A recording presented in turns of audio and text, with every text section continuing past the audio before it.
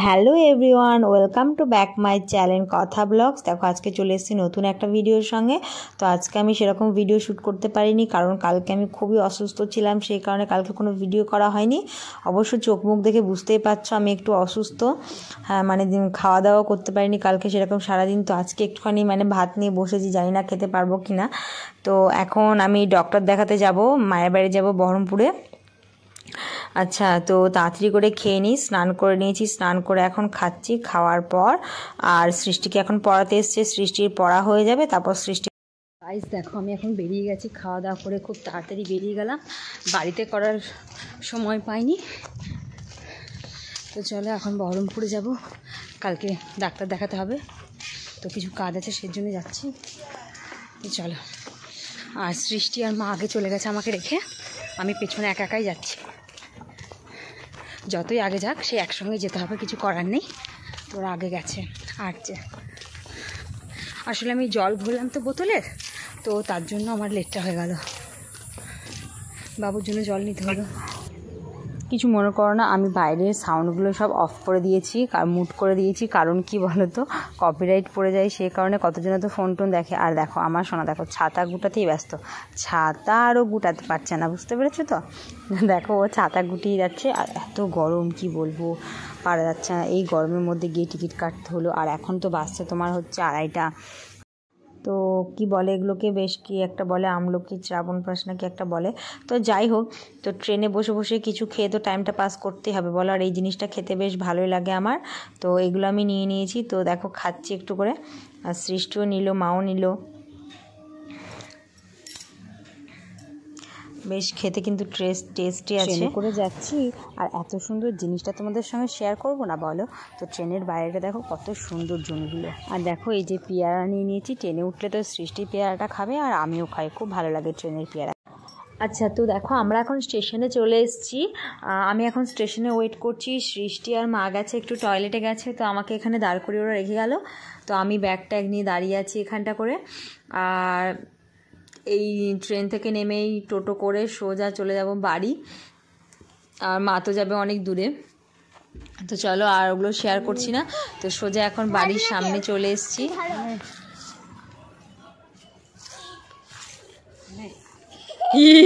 মা দেখো ফুল নিতে গিয়ে দেখো কি করছে, পুরো জঙ্গল উঠিয়ে নিয়ে চলে এসছে। কেমন? তো দেখো এই সবে মাত্র বাড়ি ঢুকলাম, বাড়ি ঢুকেই তো আমি খানিক বিছনায় শুয়ে পড়েছিলাম, ড্রেসও চেঞ্জ করিনি, কারণ এত ক্লান্তি লাগছে। তারপর আবার তার মেয়ে বলছে আমার ভিডিও দিয়েছে। তো এই যে দেখো আমাদের বাড়ি, এটা আমাদের বাড়ি, আমার মায়ের বাড়ি এটা। তো আমাদের বাড়ির সামনে এরকম সুন্দর জায়গা। আর আজকে কি বলো তো, আমি কিন্তু এসেছি একটা কারণে, আমি ডক্টর দেখাতে এসেছি। তো শরীর ভালো নেই, সেই কারণে ডক্টর দেখাতে এসেছি। তো ডাক্তার দেখিয়ে আবার চলে যাব। দুটো গাড়ি দেখো, এটা আমার বাবার গাড়ি, যেটা আমরা ছোটোবেলায় ছোট থেকে ইউজ করেছি বাবার পেছনে চেপে, আর এটা আমার ভাইয়ের গাড়ি। তো দুটো গাড়ি, আর দারুণ হাওয়া আসছে, উপরে হাওয়া। আর কি বলো তো, আমি তো ডাক্তার দেখাতে এসেছি এখানে, তো ডাক্তার দেখিয়ে চলেও যাব। আর আজকে কালকে আমার খুব শরীর খারাপ ছিল, খুব অসুস্থ ছিলাম কালকের দিনটা। আমি পরশু দিন থেকে এত বমি করেছি কি বলবো, রাত্রেবেলায় খুব বমি টমি হয়েছিল, গ্যাস হয়ে গেছিলো খুব।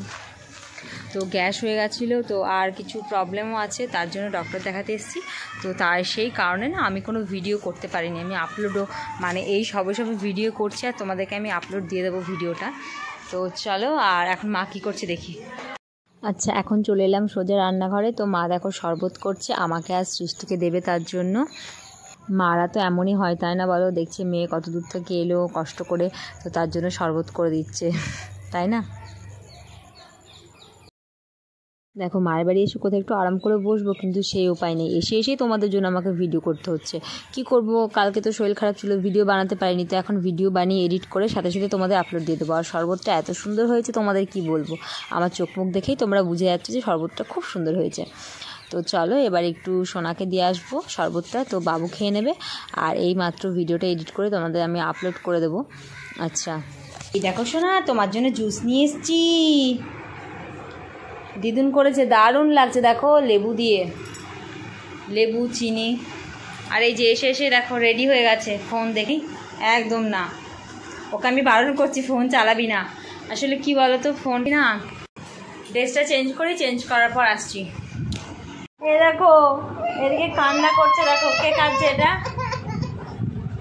কেন কাঁদছে বলো তো?